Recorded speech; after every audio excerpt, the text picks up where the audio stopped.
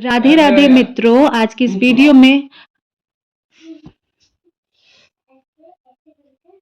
राधे राधे मित्रों, आज की इस वीडियो में हम सुनेंगे कार्तिक मास के महात्म की कथा 28वां भाग। उम्मीद करती हूँ ये आपको मनोवांछित फल प्रदान करने वाला होगा। और आज की इस वीडियो को सुनाने से पहले मैं आप सभी को बताना चाहूँगी कि 28वें अध्याय कार्तिक कथा को आपको सुनाने से पहले, आपको सुनने से पहले हाथ में कुछ अक्षत लेना चाहिए, पुष्प लेना चाहिए, कुछ धनराशि लेनी चाहिए और उसके बाद ही इस कथा का श्रवण करना चाहिए। जिस प्रकार कार्तिक मास का महात्म्य है, उसी प्रकार कार्तिक मास के महात्म्य की कथा का वर्णन सुनने करने से भी बहुत प्रकार के आपको फल की सिद्धि की प्राप्ति होती है। तो इस प्रकार से आज की इस कथा का वृत्तांत मैं आप सभी को सुना रही हूँ। अगर कथा का वृत्तांत, कथा से जुड़ी बातें अगर आपको पसंद आए तो वीडियो को लाइक ज़रूर कीजिएगा, वीडियो को शेयर कीजिएगा और अगर आप चैनल पर पहली बार विजिट कर रहे हैं तो कृपा कर हमारे परिवार का हिस्सा बनिएगा। चैनल को सब्सक्राइब कर लीजिएगा, बेल आइकन को प्रेस कर दीजिएगा ताकि हमारे आने वाली सभी वीडियो के नोटिफिकेशन सबसे पहले आप तक पहुंचे। आइए शुरू करते हैं कार्तिक महात्म्य की अध्याय 27वें का प्रमुख वर्णन। धर्मदत्त ने पूछा, मैंने सुना है कि जय और विजय भी भगवान विष्णु के ही द्वारपाल हैं। उन्होंने पूर्व जन्म में ऐसा क्या पुण्य किया था जिससे वो भगवान विष्णु के समान रूप धारण कर वैकुंठ धाम जाकर उनके द्वारपाल बने। दोनों पार्षदों ने कहा, ब्राह्मण, पूर्व काल में तृणबिंदु के कन्या देवहूति के गर्भ से महर्षि कदर्म की दृष्टि मात्र से 2 पुत्र उत्पन्न हुए थे। उनमें से बड़े का नाम जय और छोटे का नाम विजय हुआ। पीछे उसी देवहूति के गर्भ से योग धर्म को जानने वाले स्वयंभू भगवान कपिल उत्पन्न हुए थे। इस प्रकार का वर्णन आपको कई शास्त्रों में मिल जाएगा कि तृणबिंदु की जो कन्या थी उनका नाम था देवहूति और देवहूति के गर्भ से महर्षि कदर्म का उत्पत्ति हुई थी।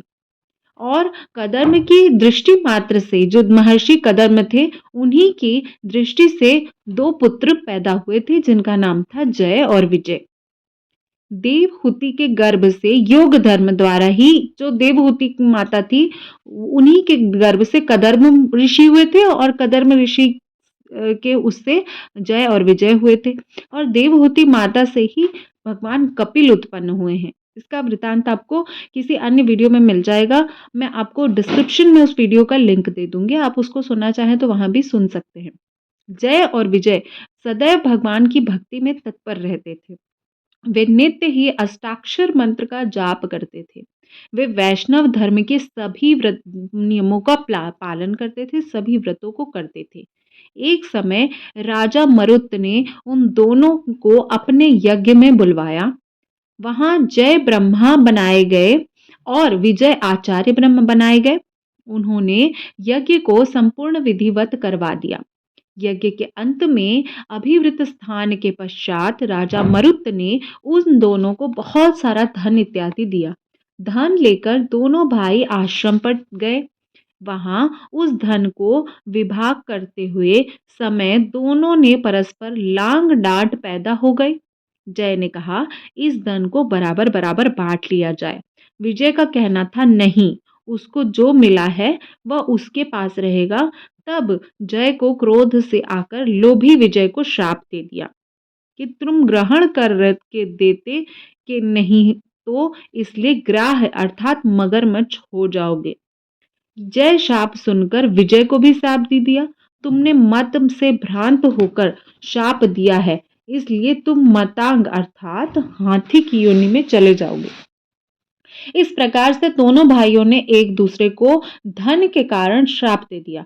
तत्पश्चात उन्होंने भगवान से शाप निवृत्त करने की प्रार्थना की।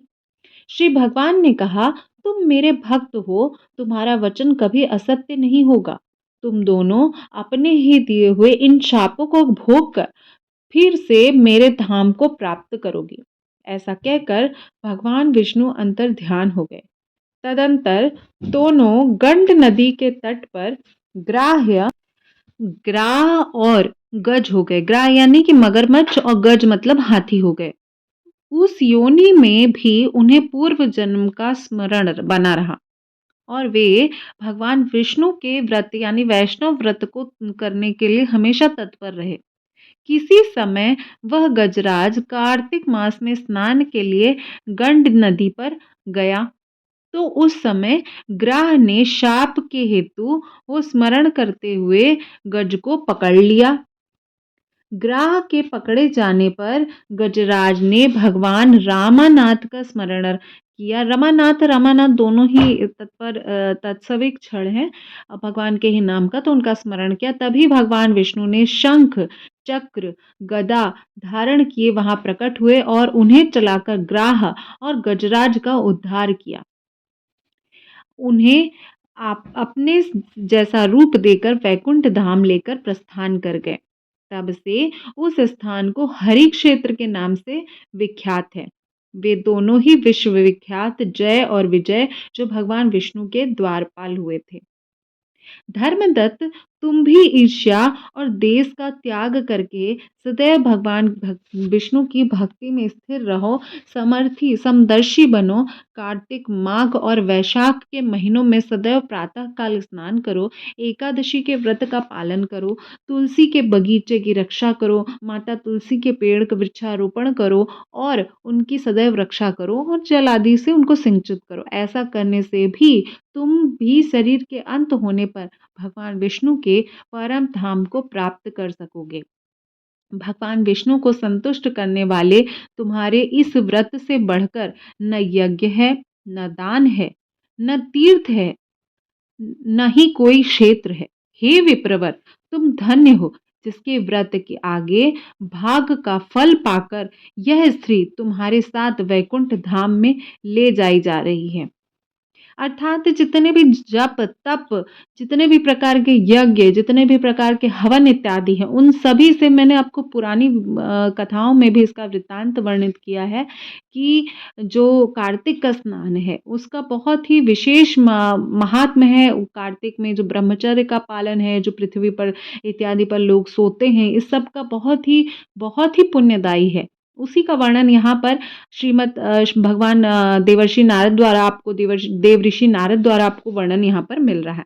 नारद जी कहते हैं, हे राजन धर्मदत्त को इस प्रकार का उपदेश देकर वे दोनों विमानचारी पार्षद उसे कलहा के साथ वैकुंठ धाम लेकर चले गए। जो कलहा राक्षसी थी, ब्राह्मणी थी, पहले किसी पाप के कारण वो कलहा राक्षसी बन गई थी, तो ब्राह्मण द्वारा उसको तुलसी जल इत्यादि छिड़कर उसको अपने पुण्यों का दान देकर उसको वैकुंठ धाम की ओर प्रस्थान करवा दिया गया। धर्मदत्त जीवन भर भगवान में स्थिर रहे और उनके देहावसान के बाद उन्होंने अपनी दोनों स्त्रियों के साथ वैकुंठ धाम को प्राप्त कर लिया। इस प्रकार प्राचीन इतिहास में जो सुनता है, जो कहता है, वो जगत गुरु स्वयंभू भगवान विष्णु की कृपा से उनका सानिध्य प्राप्त करता है और सानिध्य प्राप्त करने के उत्तम गति को प्राप्त करता है, भगवान के श्री चरणों को प्राप्त करता है, वैकुंठ धाम को प्राप्त करता है। तो कार्तिक मास का जितना स्नान का महात्म्य है, जितना दान पुण्य का महात्म्य है, जितनी माला जाप जप तप का महात्म्य है, ठीक उसी प्रकार से कार्तिक महात्म्य की कथा का भी महात्म्य है। जिस प्रकार से व्रत का महात्म्य होता है, उसी प्रकार से पाठ का भी महात्म्य होता है। तो आज मैंने इस प्रकार से आपको वर्णित किया है। आप चाहें तो गजेंद्र ग्राह मुक्ति की कथा भी यहाँ पर सुन सकते हैं। मैं डिस्क्रिप्शन में आपको लिंक दे दूंगी, आपको और विस्तृत रूप से इस कथा का वर्णन समझ में आएगा। उम्मीद करती हूँ मेरे द्वारा वर्णित कार्तिक महात्म्य के आपको पसंद आ रही होगी, और अगर पसंद आ रही होगी तो वीडियो लाइक शेयर ज़रूर कीजिएगा। चैनल पर पहली बार आए हैं तो प्लीज़ चैनल को सब्सक्राइब कीजिएगा, हमारे परिवार का हिस्सा बनिएगा। इसी प्रकार के रोचक कथाओं को सुनने के लिए हमारे साथ बने रहें। मिलती हूँ नेक्स्ट वीडियो में। जय श्री विष्णु।